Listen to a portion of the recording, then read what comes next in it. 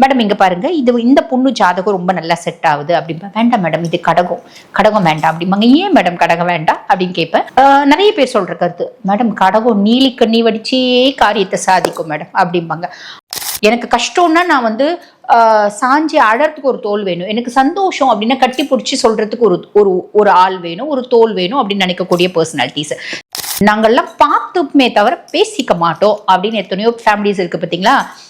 நாங்க பார்த்தாலே கத்தி எடுத்துப்போங்க அப்படின்ற ஃபேமிலியா இருந்தாலும் ஒரு கடகராசி பொண்ணை கட்டினீங்க அப்படின்னு வச்சுக்கோங்களேன், அந்த பிள்ளை என்ன பண்ணும், எல்லார்கிட்டையும் அன்பா பேசி பாசமா பழகி அப்படியே வந்து கத்தியை தூக்கி நின்னவங்கள அப்படியே கட்டி பிடிச்சிக்கிற மாதிரி செஞ்சிடும்.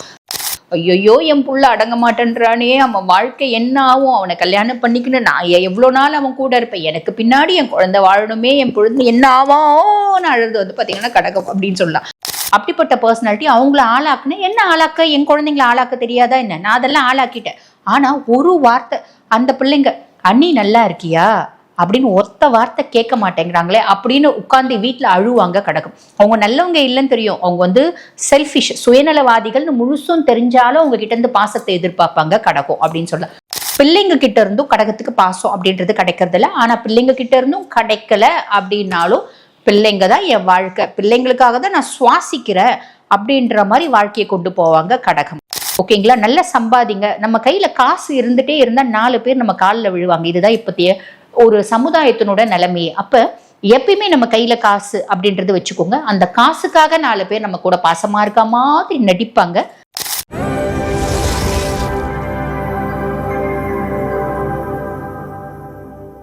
வணக்கம், நான் டாக்டர் தீபா லாலன். இன்னைக்கு நம்ம என்ன டாபிக் பத்தி டிஸ்கஸ் பண்ண போறோம் அப்படின்னா, கடகராசி பெண்கள் ஆஃப்டர் மேரேஜ் என்னென்னலாம் உங்களுக்கு வந்து ப்ராப்ளம்ஸ் வருது, how they are facing all those problems அப்படின்னு தான் பார்க்க போறோம். பொதுவா கடகராசி பெண்களை பத்தி சொல்லணும் அப்படின்னா, இன் ஜென்ரல் வந்து பாருங்க, காலச்சக்கரத்துக்கு 4வது ராசி கடகம் இல்லைங்களா. அப்ப தாயை போல ஒரு அன்பு நம்ம எக்ஸ்பெக்ட் பண்றோம் அப்படின்னா கடகத்துக்கிட்ட எக்ஸ்பெக்ட் பண்ணலாம் இல்லைங்களா. ஆனா ஜென்ரலா வந்து பாருங்க, இப்ப இது வந்து ஜோதிடர்கள் சொல்லக்கூடிய கருத்து இல்லை, பொதுவா வந்து பாருங்க ஜாதகம் எடுத்துட்டு வர தாய்மார்கள் சொல்லக்கூடிய கருத்து அப்படின்னு சொல்லலாம். இப்ப பொருத்தம் பார்க்கறதுக்கு எடுத்துட்டு வராங்க பார்த்தீங்களா, மேட்சிங் அந்த கம்பேட்டபிலிட்டி, ஹாரோஸ்கோப் கம்பேட்டபிலிட்டி பார்க்கும்போது இப்போ ஒரு 3 ஜாதகம் எடுத்துட்டு வராங்கன்னு வச்சுக்கோங்களேன். ஒரு கடகராசி பிள்ளையினோட ஜாதகம் சூப்பர் டூப்பரா செட் ஆகுது அந்த பையனுக்கு அப்படின்னா நான் என்ன சொல்லுவேன், மேடம் இங்க பாருங்க, இந்த பொண்ணு ஜாதகம் ரொம்ப நல்லா செட் ஆகுது அப்படிம்பா. வேண்டாம் மேடம், இது கடகம் வேண்டாம் அப்படிம்பாங்க. ஏன் மேடம் கடகம் வேண்டாம் அப்படின்னு கேட்பேன். நிறைய பேர் சொல்ற கருத்து, மேடம் கடகம் நீலி கண்ணி வடிச்சே காரியத்தை சாதிக்கும் மேடம் அப்படிம்பாங்க. அந்த நீலி கண்ணி வடிச்சு காரியத்தை சாதிக்கும் அப்படிம்பாங்க. அந்த நீலி கண்ணி அப்படின்னா பொய்யான ஒரு கண்ணி, உண்மையா அழறது இல்லையா, பொய்யா அழுதே காரியத்தை சாதிச்சிடுறாங்களா. அப்ப கணவனுக்கு தலையணை மந்திரம் போட்டுருவாங்க இப்படின்னு சொல்லுவாங்க. இது உண்மைதான், பார்த்துடலாம் வாங்க. பொதுவாக வந்து பாருங்க, நான் பேசும்போதே ஆரம்பிச்சேன், கடகம் அப்படின்னா தாயை போல ஒரு அன்பு வேணும்னா கடகத்துக்கிட்ட தான் கிடைக்கும் அப்படின்னு. வெரி இமோஷனல் கேரக்டர்ஸ்ங்க இவங்க.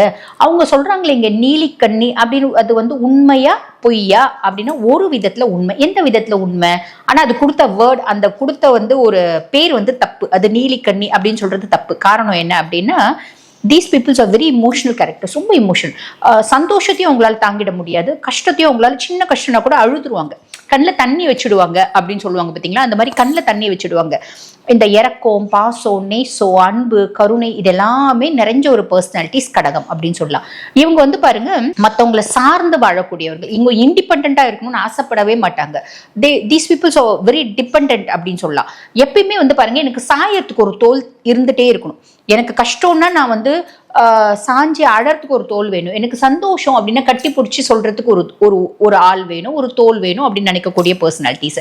இவங்க சின்ன வயசுல இருந்தே வந்து பாருங்க, தாத்தா பாட்டி மாமா மாமி எல்லாருக்கூடயும் உருகி நட்பா பழகிறது, உருகி பாசமா பழகிறது, இதெல்லாம் கடகம் அப்படின்னு சொல்லலாம்.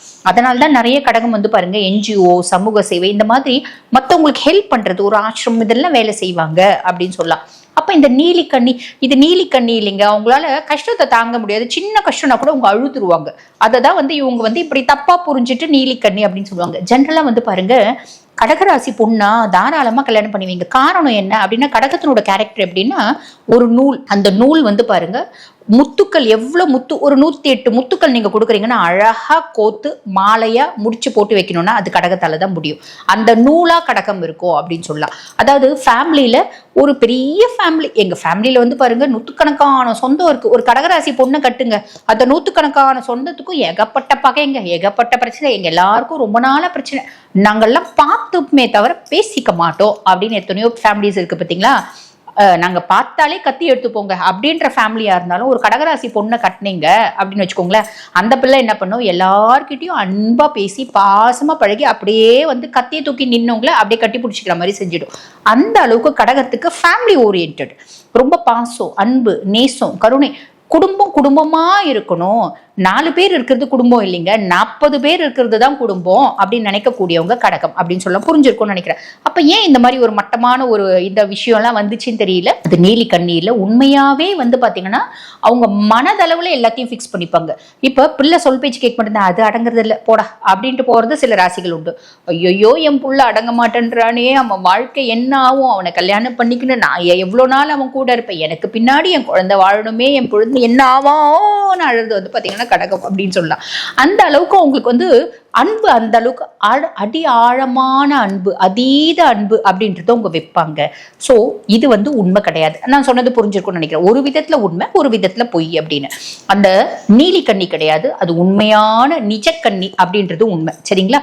சரி, இப்படிப்பட்ட கடகராசி பொண்ணு ஒரு குடும்பத்துல திருமணம் பண்ணின்னு போகுது அப்படின்னு வச்சுக்கோங்க. அந்த பிள்ளை பார்க்கும், ஒரு ஃபேமிலி வருது அப்படின்னா அடேங்கப்பா, நம்ம வீட்டுக்காரு நம்ம கல்யாணம் பண்ணிக்க போறவருக்கு அண்ணன் அண்ணி 3 அண்ணன் 3 அண்ணி இருக்காங்க, தங்கச்சி 2 நாத்தனாருங்க இருக்காங்க, பெரிய குடும்பம், சந்தோஷமா வாழலாம் அப்படின்னு தான் கல்யாணம் பண்ணின்னு போகுதுன்னு வச்சுக்கோங்களேன். அங்க போய் ஆளாளுக்கு இந்த நவகிரகம் மாதிரி ஒவ்வொரு கிரகமும் ஒவ்வொரு திக்குல இருக்கும். அந்த மாதிரி ஃபேமிலியில் இருக்க ஒவ்வொரு பர்சனாலிட்டியும் ஒவ்வொரு திக்கில் இருந்தாலும் எல்லாருக்கூடயும் நல்லா பழகி எல்லாரையும் வந்து பார்த்தீங்கன்னா பாசம், உண்மையான பாசம் என்ன, நேசம் என்ன அப்படின்றத கற்றுக் கொடுப்பாங்க கடகம். புரியுதுங்களா? சரி, கற்றுக் கொடுக்குறாங்க, எல்லாரையும் வந்து எல்லாருக்கும் விழுந்து விழுந்து எல்லாமே செய்வாங்க. இவங்களுக்கு திருப்பி அத்தனை சொந்தமாக ஏதாவது செய்யுமா? கடகத்துக்கு அப்படி ஒரு விஷயம் கிடையாது. அப்படி ஒரு நல்லது கடகத்துக்கு வாழ்க்கையில நடக்கவே நடக்காது.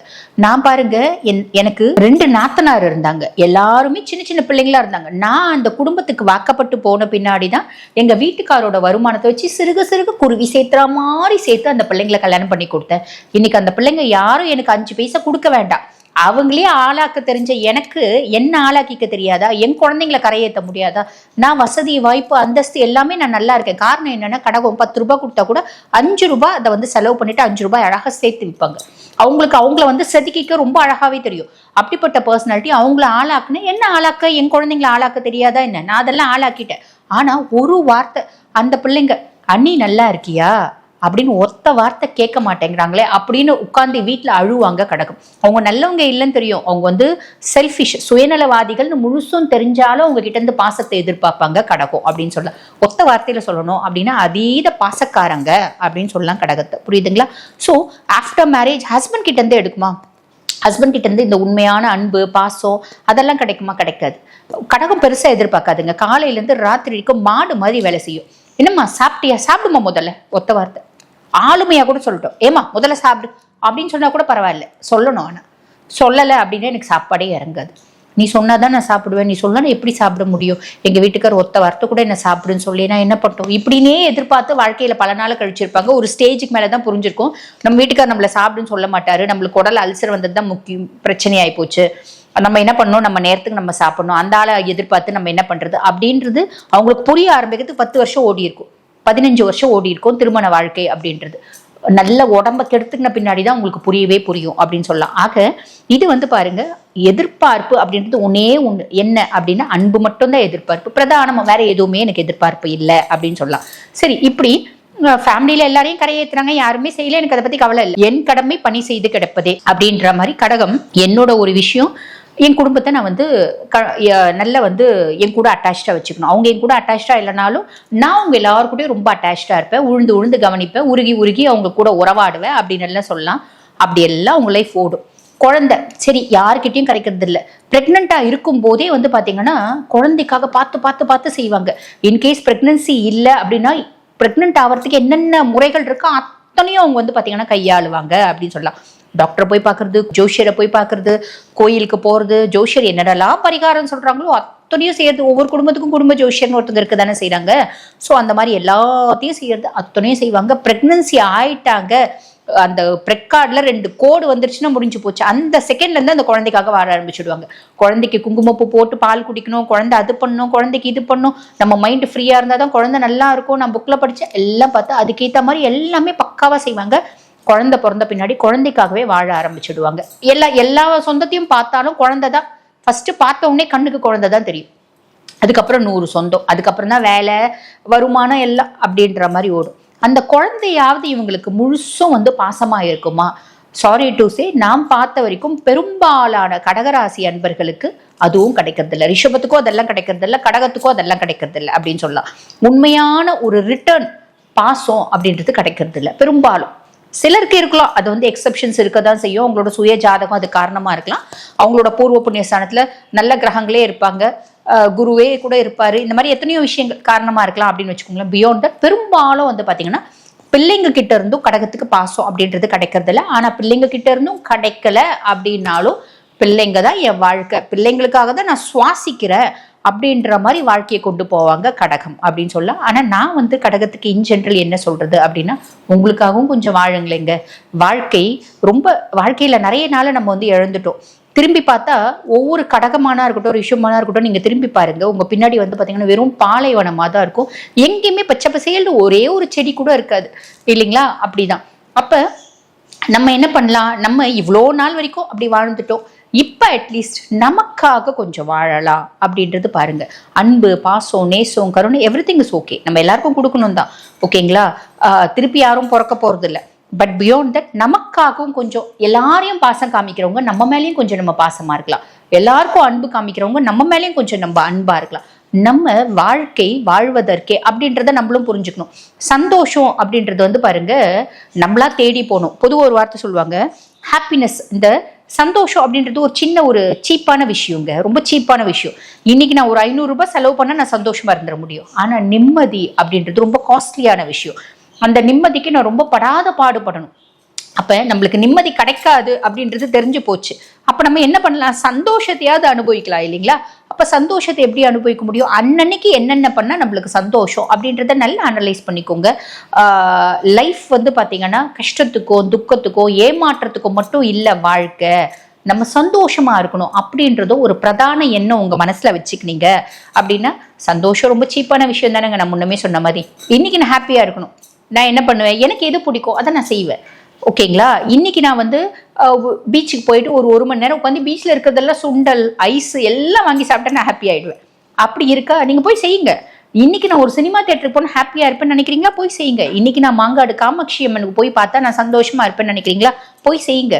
அன்னன்னைக்கு சந்தோஷம் அப்படின்றத நீங்களா ஏற்படுத்திக்கோங்க. உங்களுக்கா பெருமளவு வர்றதில்ல. அதுக்கும் மேல லைஃப்ல நல்லா சம்பாதிங்க, ஓகேங்களா? நல்லா சம்பாதிங்க. நம்ம கையில காசு இருந்துட்டே இருந்தா 4 பேர் நம்ம காலில் விழுவாங்க. இதுதான் இப்பத்திய ஒரு சமுதாயத்தினோட நிலைமையே. அப்ப எப்பயுமே நம்ம கையில காசு அப்படின்றது வச்சுக்கோங்க. அந்த காசுக்காக 4 பேர் நம்ம கூட பாசமா இருக்க மாதிரி நடிப்பாங்க. அது உண்மை கிடையாது. பியாண்ட் தட் அந்த உங்களோட ஒரு விஷ் அப்படி ஃபுல்ஃபில் ஆயிடும் அப்படின்னு சொல்லலாம். ஸோ ஹாப்பியா இருக்கணும் அப்படின்றத தெளிவா நினைச்சுக்கோங்க. நீங்க சம்பாதிப்பீங்க, திறமை உண்டு, புத்திசாலித்தனம் உண்டு, எல்லாமே உண்டு. இந்த அன்பு இமோஷனல், நான் பாருங்க, நான் பாண்ட் இப்படியே தான் எல்லாரு கூடயும் இருக்கணும் அப்படின்ற உங்க மனசு தான் உங்களுக்கு பிரதானமான ஒரு ப்ராப்ளம் அப்படின்னு சொல்லலாம். ஒரு விதத்துல அது நல்லதோ. நான் உன்னை இப்படி ஆயிடுங்கன்னு நான் சொல்ல விருப்பப்படல. நீங்க இப்படி கூட இருங்க, உங்களோட ஹாப்பினஸையும் கொஞ்சம் நீங்க பாருங்க அப்படின்னு தான் சொல்றேன். இப்ப நான் சொல்லியிருக்க விஷயங்கள் எல்லாமே பாருங்க, உலகத்துல இருக்க அத்துணை கடகராசி லேடிஸ்க்குமான ஒரு பொதுவான பலன்கள். இப்ப இதை பார்த்துட்டு இருக்க நிறைய கடகராசி பெண்கள், நான் இப்ப என்னோட வாழ்க்கையில இந்த மாதிரி பிரச்சனைகள் நடக்குது, நீங்க சொல்றதுலாம் உண்மைதாமா, இந்த மாதிரி பிரச்சனைகள் நடக்குது, இதுல இருந்து மீண்டு வரணும், நான் என்ன மாதிரி ஒரு பரிகாரம் பண்ணணும், இல்ல என்னோட சுய ஜாதகத்தை நான் முழுசும் அனலைஸ் பண்ணிக்கணும் அப்படின்னு விருப்பப்பட்டாலும், நான் பேசிட்டு இருக்கும் போதே என்னோட வாட்ஸ்அப் நம்பர் டிஸ்பிளேல கொடுத்துருப்பாங்க. அந்த வாட்ஸ்அப் நம்பருக்கு கால் பண்ணி அப்பாயின்மெண்ட் ஃபிக்ஸ் பண்ணி என்கிட்ட பேசிக்கலாம். தேங்க்யூ.